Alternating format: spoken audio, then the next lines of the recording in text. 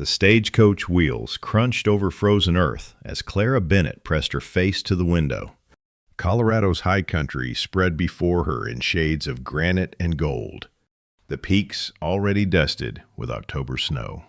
She'd left Denver 3 days ago with one carpet bag and no plans beyond distance. The trading post appeared as the sun touched the western ridges. Clara stepped down, legs unsteady, and breathed air so clean it hurt. Behind the post, a man knelt in the dirt beside a boy of perhaps 7. The man's coat was patched leather, his hands calloused, but his voice carried clear and patient. "See here, Samuel, 3 toes forward, 1 back. That's turkey sign." The boy traced the marks with 1 finger. His uncle, the man had to be kin by the gentleness between them, waited without rushing. Clara found herself watching longer than politeness allowed. Inside, the postmaster's wife explained the situation over coffee. "Town needs a teacher, something fierce. These mountain children get no proper schooling. You staying, miss?" Clara hadn't planned to, but through the window she watched the man light a lamp as dusk gathered. The boy bent over a slate, forming letters by that warm glow. The mountain peaks behind them caught the last light like a promise. "I might stay the winter," Clara heard herself say. The minister introduced them after supper. "Miss Bennett, this is Nathan Cross, guides hunters through the high country. That's his nephew, Samuel." Nathan's handshake was brief, his eyes gray as river stones. "Ma'am." "Mr. Cross." Samuel peeked from behind his uncle's leg. Nathan's hand settled on the boy's shoulder with easy affection. "Say hello, Sam." "Hello, Miss Bennett." The words came shy, but clear. Clara smiled. "I hear you're learning to read." "Uncle Nathan teaches me every night." Pride brightened the small face. "Even when he's tired from guiding." Nathan's ears reddened. "Boy needs education. Can't let him grow up ignorant." The minister coughed. "Nathan's offered his cabin's spare room if you'll take the teaching position. Proper and respectable. Samuel needs schooling most of all." Clara studied Nathan's weathered face. Crow's feet spoke of years squinting at distant trails. His clothes were mended, but clean. Everything about him suggested hard work and little money. Everything except those eyes, which held something deeper than she could name. "I accept," she said. "Both the position and the lodging." Relief crossed Nathan's features so plainly that Clara's heart twisted. Whatever his story, loneliness lived in it. That night, in the cabin's spare room, Clara heard Nathan's low voice through the log wall. "Now you sound out this word, Sam. Take your time." "Mountain." "That's right. Good boy." The lamp's glow showed under her door. Clara lay listening to their lesson, watching that thin line of light. In Denver, her fiancé Thomas had owned 3 carriages and spoken only of profit margins. He'd valued her face and said so plainly, never asking what she thought or dreamed. Nathan Cross had dirt under his nails and patience in his soul. He lit lamps so boys could learn. Maybe here, Clara thought, as sleep found her, maybe simple and true existed after all. Outside, the mountains held their snow and secrets.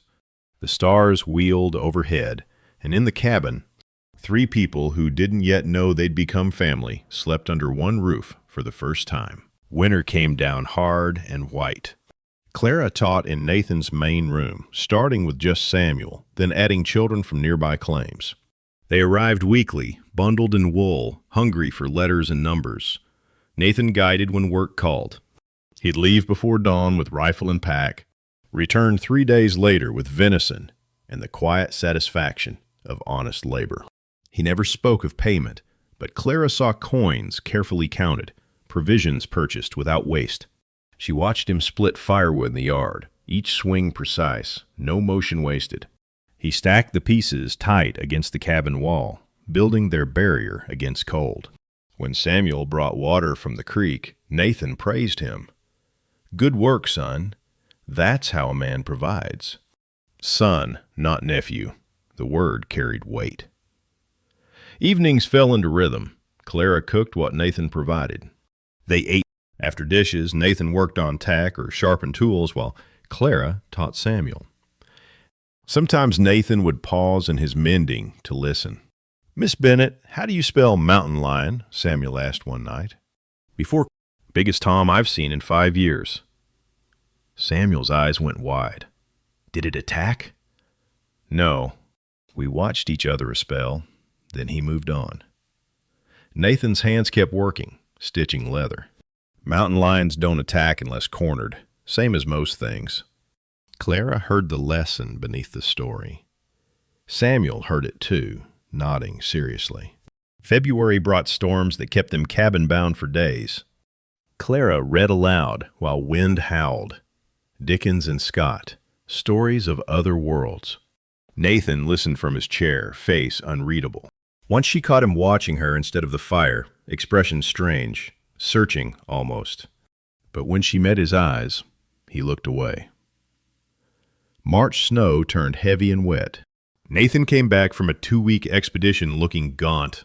He'd guided eastern hunters through rough country and returned with more money than Clara had seen him carry. That evening, after Samuel slept, Nathan stood by the fire. The light carved shadows in his lean face. "Miss Bennett?" He cleared his throat. "Clara, I need to speak plain." She set down her mending, pulse quickening. "I'm just a mountain man with a boy to raise." The words came careful, practiced. "Can't offer much but honest work and a warm home. But if you'd have us, we'd count ourselves blessed." Clara's breath caught. She'd half expected this, half feared hoping. "I see how you are with Sam," Nathan continued. "How you make this cabin feel like more than logs and chinked mud. I see your mind, your kindness. You could leave come spring, find better prospects." His jaw worked. "I'm asking you not to. I'm asking you to stay, as my wife." She crossed to him, took his calloused hands. They trembled slightly.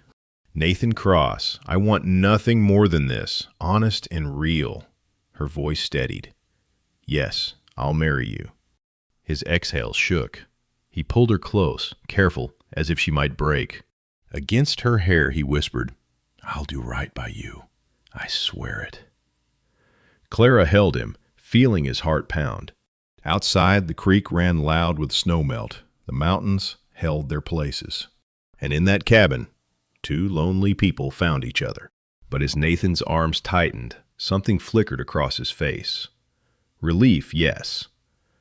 But beneath it, something else. Something almost like fear. Clara felt it but didn't name it. Not yet. They married in April, with wildflowers pushing through the last snow. The small mountain chapel filled with families Clara had taught, men Nathan had guided. The minister spoke about faith and wilderness, how both required trust. Nathan placed a ring on Clara's finger. Gold, delicate, finer than she'd expected. "My grandmother's," he said quietly. "Only thing of value I own." The ring caught lamplight, beautiful and strange on her work-roughened hand. They spoke their vows. Nathan's voice carried clear. "I take you, Clara, in plenty and in want, in joy and in sorrow." His gray eyes held hers with fierce intensity. "All I have is yours." Clara wondered at the emphasis. "All I have," as if reassuring himself as much as her. The celebration was simple: venison, cornbread, fiddle music. Samuel danced between them, laughing. The boy had bloomed under Clara's teaching, grown confident and bright. She loved him completely, this child who wasn't hers by blood, but felt like hers by choice. That night in their shared room, no longer hers alone, Clara noticed the trunk under Nathan's window. Heavy wood, iron-bound, locked. "What's in there?" she asked, meaning nothing by it. Nathan's back went rigid. Old things, from before. Before Samuel? Before everything. He turned, face careful. "Nothing important now." but his hand had moved to the trunk's lid, protective. And Clara saw something in his expression she couldn't read. Not quite shame. Not quite fear. Something deeper. She let it pass. Every man carried some past. Over the following days, Clara heard fragments. The postmaster's wife, meaning kindness, filled gaps. Nathan's brother Edward had built a timber empire in Denver. Married a society woman who died birthing Samuel. Edward, destroyed by grief, drank himself to death within the year. Nathan went down and got the boy from the orphanage, the woman said. Brought him up here to raise proper. Left his brother's whole world behind. Clara pieced together Nathan's sacrifice. He'd abandoned whatever life he'd known to save his nephew from institutional cold. It made her love him more, this quiet man who valued a child over comfort. But she noticed other things now. The way Nathan watched her sometimes, measuring. How he'd refused that timber partnership so quickly. Samuel's comment one morning. Uncle Nathan says we don't need money to be happy. True enough, but said with odd emphasis, as if convincing himself. Their wedding night, Nathan held her with tenderness that bordered on reverence. You're sure? He asked. You chose this? Chose us? I chose this, Clara promised. I chose you. He believed her, or wanted to. But after she slept, he rose. Through half-closed eyes, Clara saw him kneel by that locked trunk. His hand rested on the lid, head bowed, like a man praying or confessing. In the morning, she said nothing. Nathan made coffee, taught Samuel to tie fishing knots, guided her hand to show her which plants to harvest. He was everything she'd hoped for, patient, present, real. But the trunk stayed locked. And sometimes Nathan's eyes held shadows Clara couldn't reach. The mountains kept their secrets. For now, Clara kept her questions. Spring settled fully into the high country, green and wild and full of promise. They had food and shelter and each other. Samuel called them both by name with easy love. The cabin felt like home. It was enough, Clara told herself. It had to be enough. But late at night, listening to Nathan's breathing beside her, she wondered what truths slept in that iron-bound trunk. Summer transformed the high country into green abundance. Clara's school expanded. Children came from claims 5 miles distant, eager for learning. She taught reading and arithmetic in the morning, natural history in the afternoon using Nathan's knowledge. Show them how to identify animal tracks, she'd say, and Nathan would kneel with the children, patient as stone, pointing out the subtle differences between deer and elk prints. Life found its rhythm. Nathan guided when hunters came, less often now with warm weather, and helped Clara otherwise. He built desks for the children, hung curtains Clara sewed. Let Samuel help with everything, teaching the boy competence through practice. Their marriage deepened quietly. Nathan learned Clara liked her coffee strong and her mornings quiet. Clara learned Nathan thought best while working with his hands. They talked little but communicated much. The ease between them felt like coming home. One evening, Samuel brought Clara wildflowers, leucine and paintbrush, clutched in small fists. For you, Miss Clara. She knelt, taking the bouquet. They're beautiful, sweetheart. Can I call you Mama? The question came so softly, she almost missed it. Her throat closed. She looked to Nathan, standing in the doorway. His face showed joy and something else, something frightened. If you want to, Nathan said carefully. If Miss Clara agrees. I'd be honored, Clara managed. Samuel launched into her arms.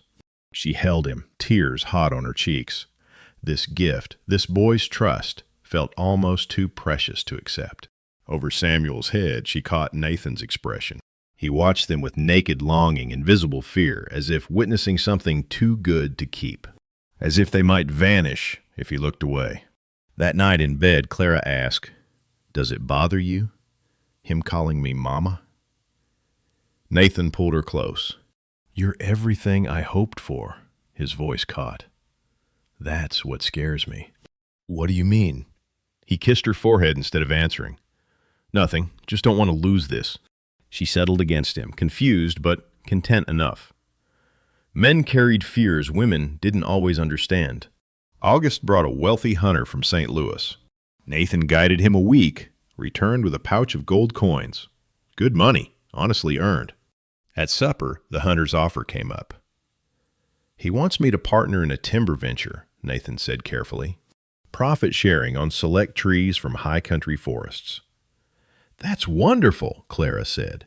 "We could—" I told him no. She blinked. "Why?" Nathan's jaw set. "Don't want any part of timber business." "But Nathan, that money could—" I said no. His tone closed the subject. Later, washing dishes, Clara tried again. "If it's about Samuel's education, we could save—" "Sam can have any education he wants." Nathan's voice was sharp, then gentled. "That's already settled. He'll never lack for schooling." Already settled. The phrase made no sense. How could a mountain guide promise unlimited education? Clara watched her husband's stiff shoulders, the tension in his neck. He kept secrets, she realized. Not cruelties. Nathan was incapable of cruelty.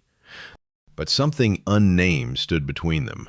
Some wall she kept brushing against without seeing. That night, Nathan held her tighter than usual. "You're happy here?" he asked. "With this life?" "Yes." She touched his face. "Why do you keep asking?" "Just need to know." He kissed her palm. "Need to be sure." But sure of what, he wouldn't say. The mountains stood dark against stars.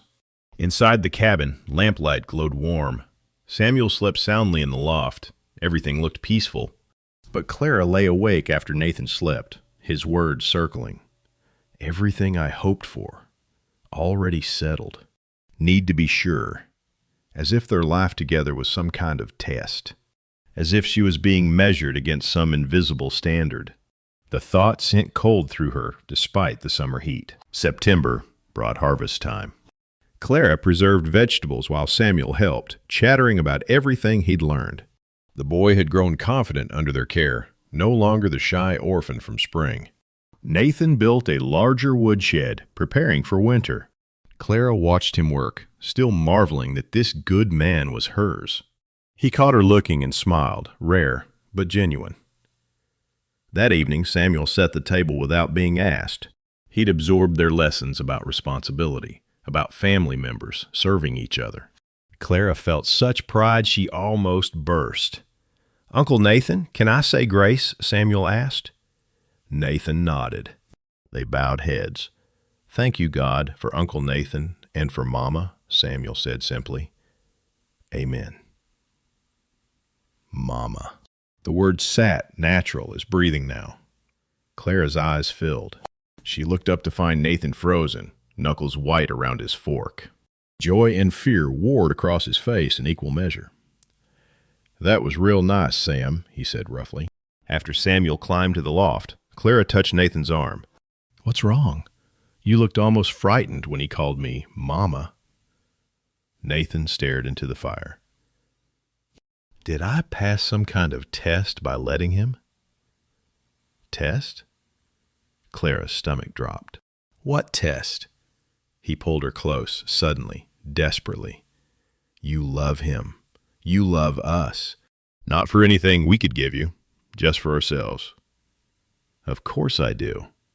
She pulled back to see his face. "Nathan, what is this about?" "Nothing." But his hand shook. "You're everything I hoped for. That's what scares me." There it was again. Hoped for. Like she was an answer to some question he'd never spoken aloud. "I don't understand," Clara said. "I know." Nathan kissed her forehead. "And maybe that's best." The cryptic words frustrated her, but he refused further explanation, only held her through the night with something like desperation. Days later, a letter arrived from Denver. The postmaster handed it to Nathan with meaningful weight. Clara saw her husband's face go pale. That evening, Nathan disappeared for hours. When he returned, his expression was haunted. Clara tried asking, but he deflected every question.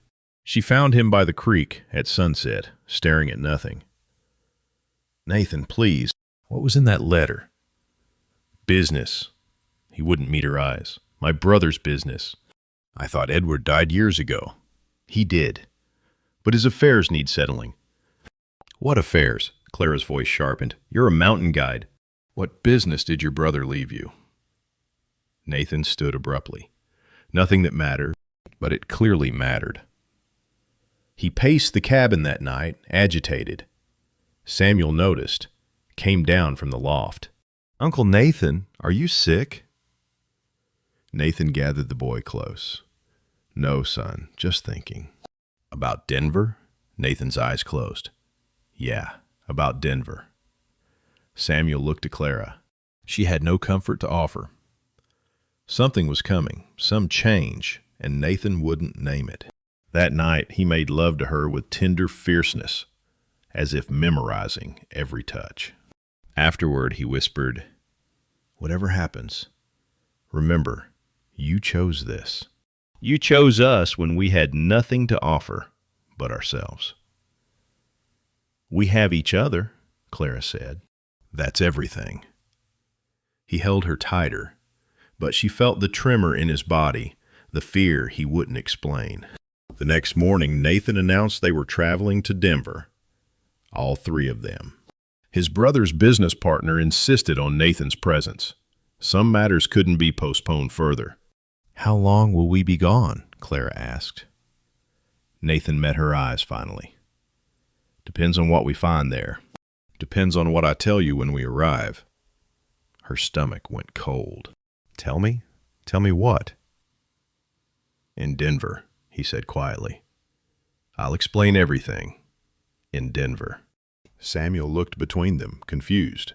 Clara felt the same confusion, laced with the first edges of real fear. Nathan Cross was keeping secrets. Big ones, by the weight they carried.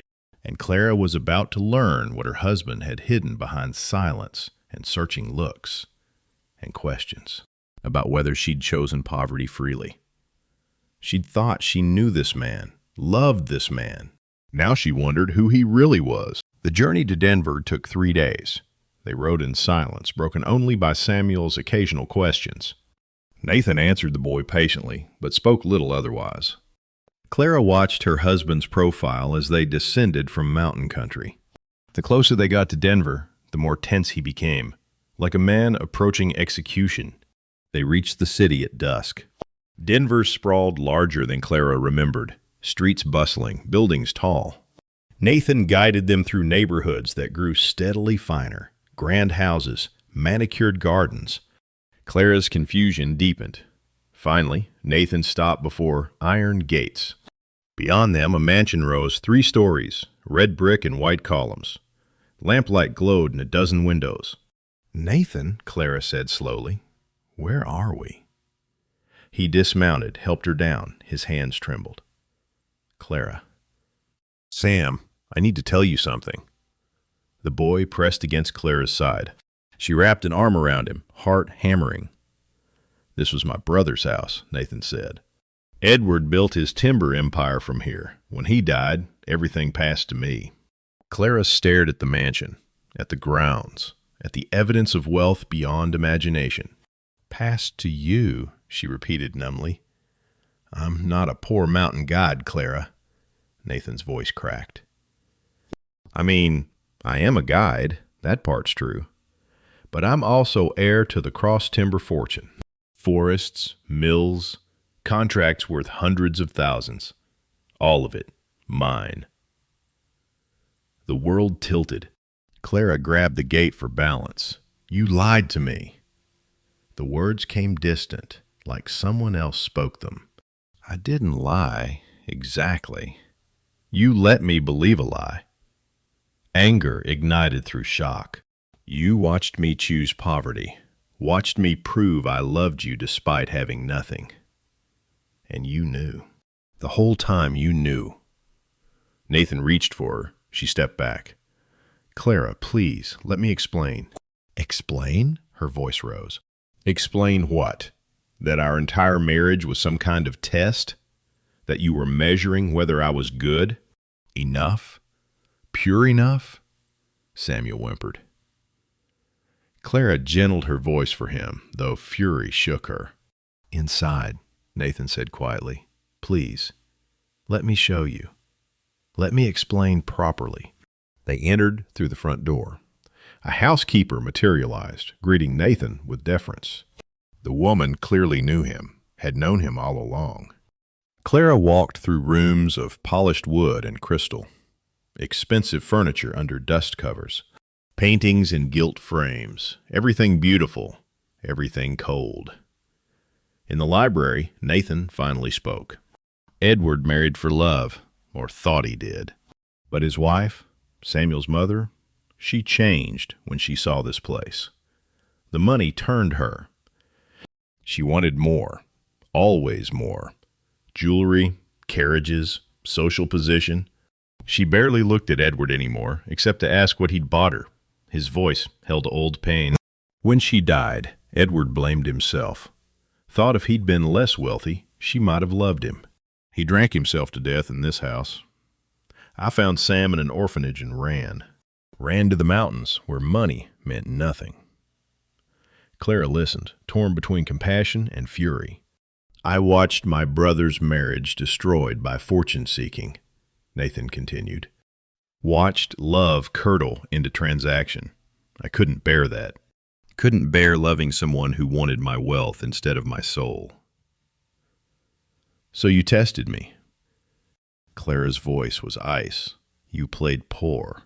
Made me prove myself, never trusting me enough to be honest. I was afraid, and I was your wife, the shout burst from her. I stood before God and promised you my life. You promised me yours. But you gave me half a marriage. Half-truth. Always watching, always measuring. Did I pass, Nathan? Did I pass your test? He flinched.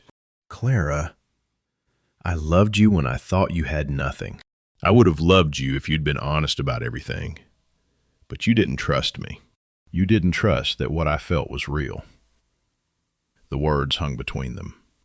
Samuel started crying. Clara knelt, gathered him close.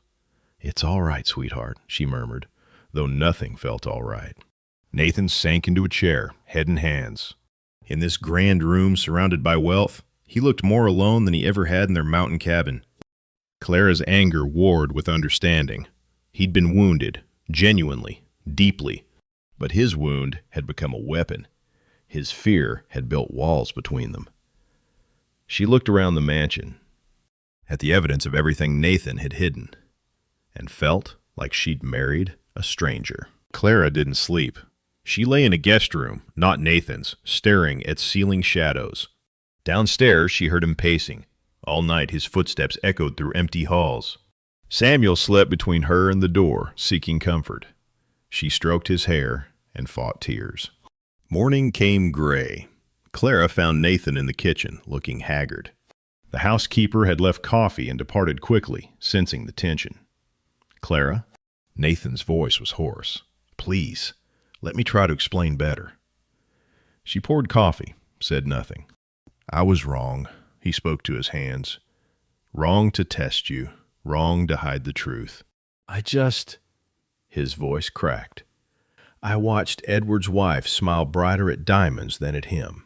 Saw love die because money poisoned it. I couldn't survive that. Couldn't bear having someone look at me and see fortune instead of Nathan. So you made me prove myself. Clara's voice stayed cold. For over a year, every day, another test I didn't know I was taking. Yes, the admission came raw. And you passed every one. You loved Samuel before you knew he'd inherit anything. You chose our simple life. You proved everything I hoped. He stopped. Everything I feared wasn't true, and you still didn't tell me. I was afraid to change anything. Nathan finally met her eyes. Afraid if you knew, something would shift. The way you looked at me. The way I loved you? Anger flared again. Did you think my love was so shallow it couldn't survive honesty? I don't know what I thought. His hands shook around his cup.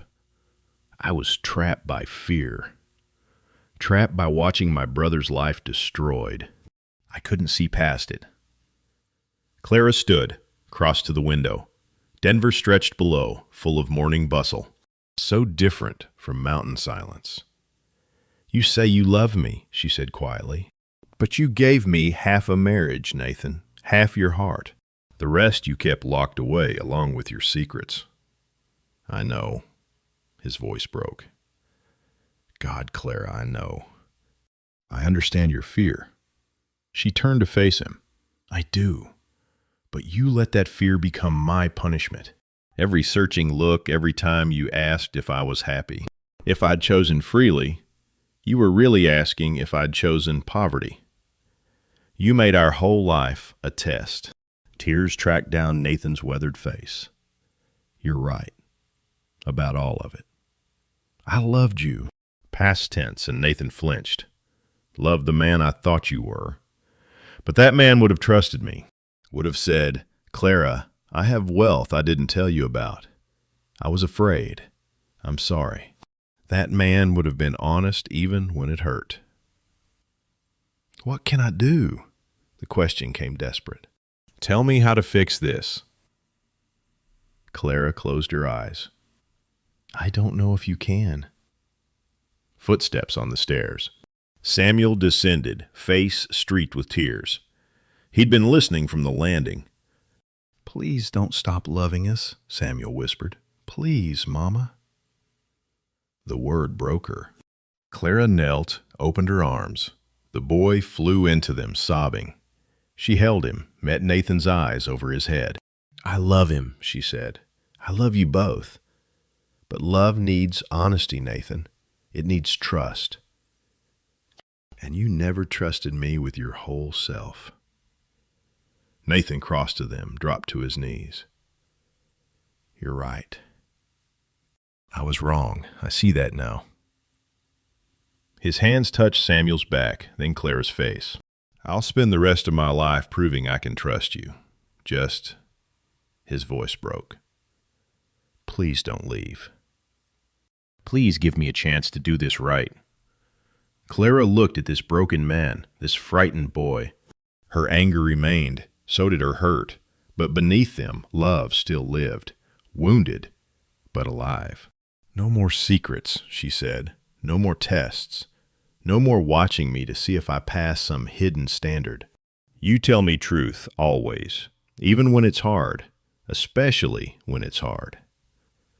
Yes, Nathan's grip tightened. Yes, I swear it. You show me your whole heart, Nathan Cross, not just the parts you think are safe to share. I will. Tears fell freely now. I promise. No more walls. Samuel pulled back, looked between them. Are you still married? Despite everything, Clara almost smiled. Yes, sweetheart, we're still married. Are you still Mama? Always. She kissed his forehead. Nothing changes that. The boy sagged with relief. Nathan's eyes closed, gratitude naked on his face. Clara stood, pulling them both up.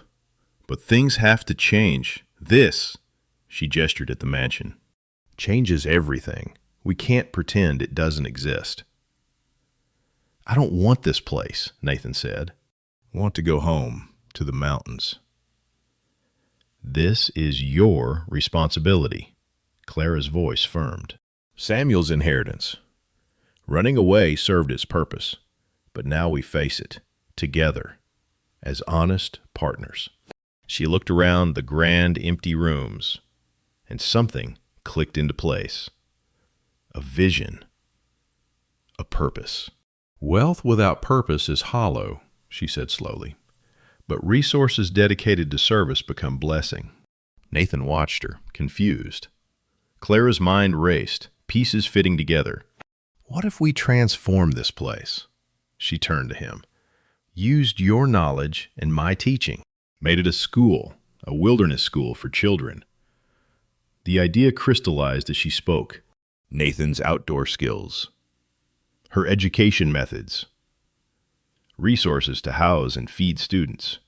Property for teaching, nature, survival, character through direct experience. We could teach children what Samuel's learned, she continued, rich and poor together. Wilderness skills, natural history, academics woven with outdoor education. We'd combine everything good about mountain life with everything good that wealth can provide. Nathan stared at her. A school? Not just any school. A place that builds strong, competent, thoughtful children. That teaches them wealth means responsibility, not just privilege. Her voice strengthened. We'd give Samuel's inheritance meaning. Give your brother's fortune a redemptive purpose. Samuel's eyes lit. I could help teach the little ones. Show them animal tracks like Uncle Nathan showed me. Nathan looked between them. The haunted expression was fading, replaced by something like hope. You'd do this? He asked Clara. Turn my family's money into something that serves others? We'd do this, Clara corrected. Together. As partners. If you can trust me enough to build it with you. Nathan crossed to her, took her hands. I trust you. God help me. I should have trusted you from the start. Then we start there, Clara said. With trust, with honesty, and we build something worthy of the gift we've been given. He pulled her close. She let him, though her wounds still ached. Healing would take time. But the path forward was clear. They'd transform empty wealth into living purpose. They'd teach children what the mountains had taught them, that true strength came from character, true wealth from service, true love from honesty. The mansion waited, ready to be reborn. They spent a week planning. Nathan's business partner proved delighted with the school idea, seeing both social good and profitable enterprise. Clara designed curriculum, while Nathan mapped property for outdoor classrooms. The mansion transformed under their vision. Bedrooms became dormitories. The ballroom converted to dining hall and assembly space. The grounds already held forest and meadow, perfect for nature study. They hired staff carefully. Teachers who valued character alongside academics. Cooks willing to teach children kitchen skills.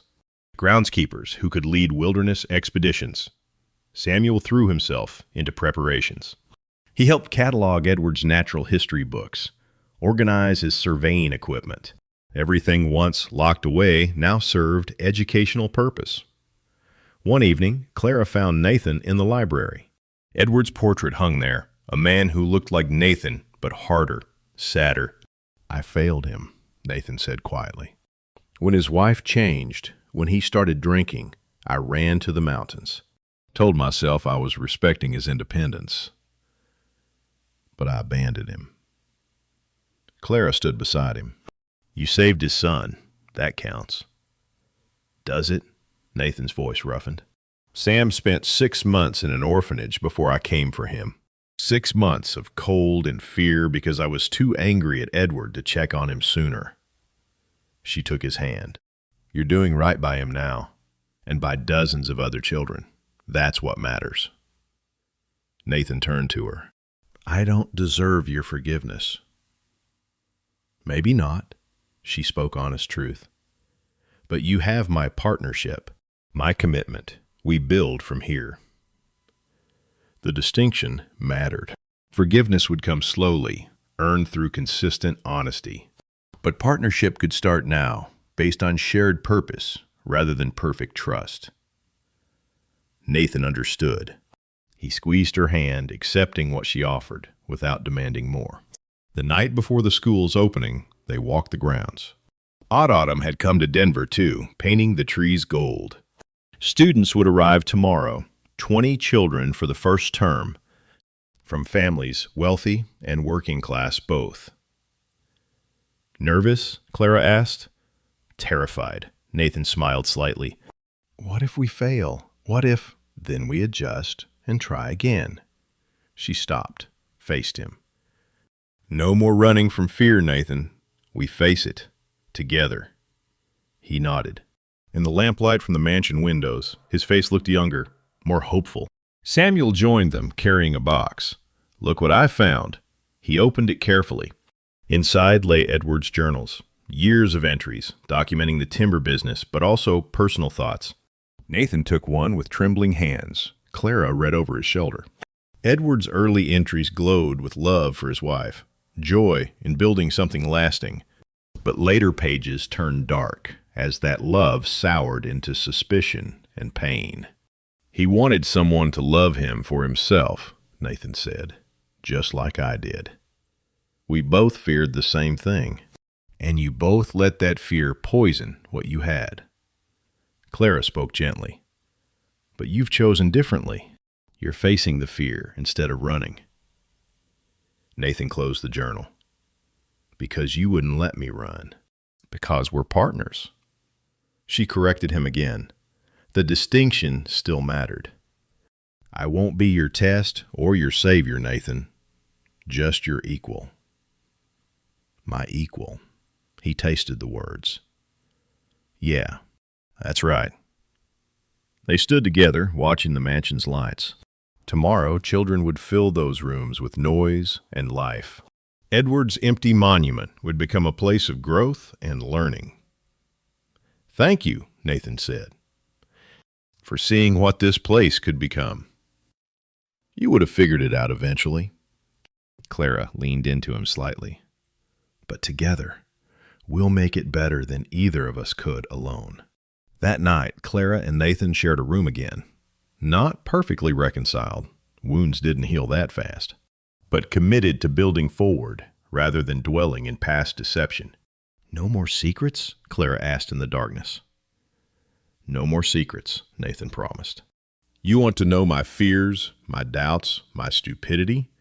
You'll hear all of it. Good. She laced her fingers with his. Because I'll share mine too. That's what partners do. Outside, the city hummed. Inside, 3 people who'd found each other through pain and deception and love prepared for transformation. The wilderness school waited to be born. Spring came to Denver in glory. The mansion buzzed with children's voices, 40 students now instead of the original 20. Word had spread about the Cross Wilderness School, academics woven with outdoor education, character development through nature immersion.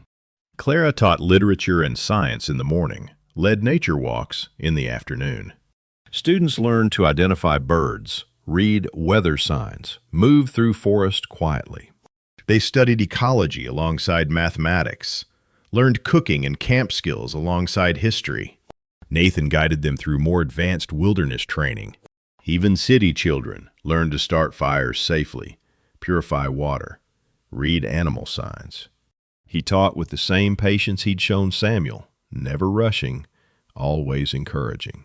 Samuel, now 9, assisted with younger children. He showed them how to sketch wildlife, identify tracks, listen to the forest. The shy orphan had become a confident young teacher. One afternoon, Clara found a girl crying in the garden. Hannah, an orphan the school had taken on scholarship. I miss my mama, she whispered. Clara held her, offering comfort. Across the lawn, Nathan taught a group to tie knots. Samuel helped a younger boy with a difficult hitch. The mansion's windows glowed with lamplight as evening approached. This, Clara thought, this is what wealth should be. The school attracted attention. Denver society debated whether mixing rich and poor children was appropriate. Some families withdrew students. Others enrolled specifically because of the school's values. Clara didn't mind the controversy. They weren't seeking approval. They were building something real. Nathan's business partner handled finances, impressed by the school's success and social impact. The timber company thrived under managed practices that protected forests while harvesting sustainably. Edward's empire, once built on pure profit, now balanced commerce with conservation. One evening, Nathan found Clara in the library. She was reading student essays about their wilderness experiences. "Listen to this," she said. "Thomas writes, 'I thought I was brave because my father's rich, but Uncle Nathan says real courage is admitting fear and doing right anyway.'" Nathan smiled. "Smart kid." "You're a good teacher." Clara set down the papers. "Better than you know." He sat beside her, took her hand. "Couldn't do this without you. Without your vision of what this place could be. We do it together." The phrase had become their touchstone.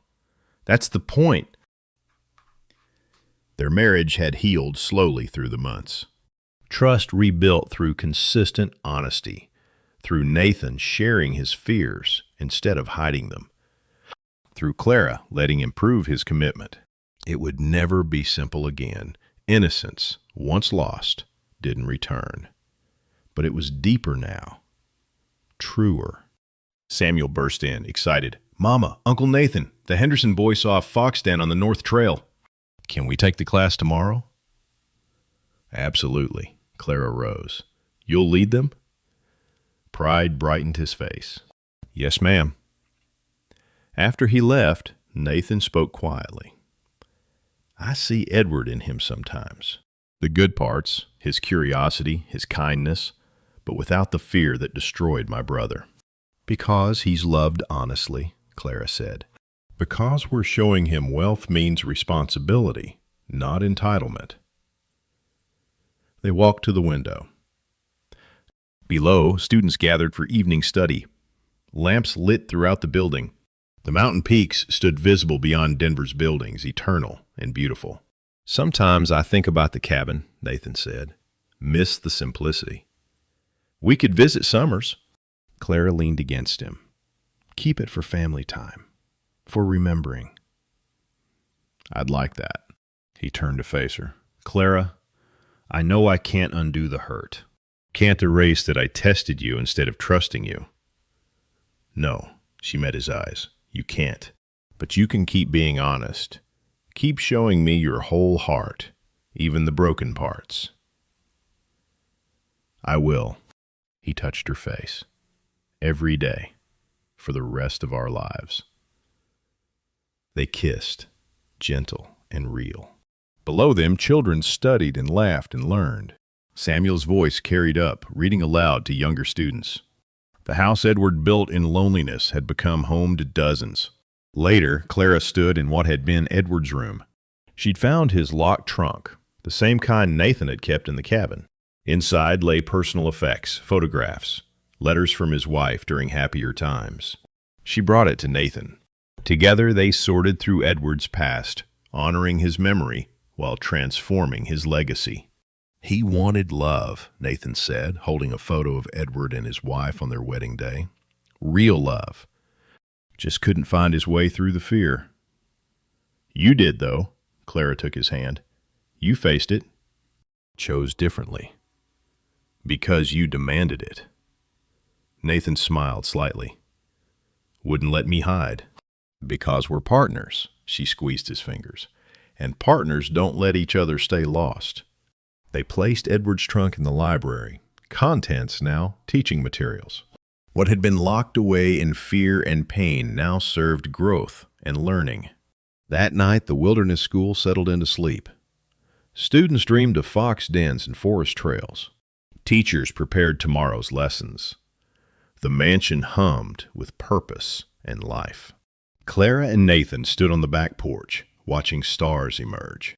The mountains stood dark against the sky, holding their secrets and beauty. "No more secrets," Clara said softly. "No more secrets," Nathan echoed. "Just this, building something that matters, together." Samuel appeared, sleepy-eyed. "Can't sleep. Too excited about the fox den tomorrow." They pulled in between them, the three of them, watching stars wheel overhead. A family built from loss and lies and eventual truth. A family dedicated to serving others, to transforming wealth into blessing, to teaching children that true richness came from character and courage. The mountains held their places. The school held its promise. And under that vast western sky, 3 hearts beat as one, honest, committed, and finally at peace.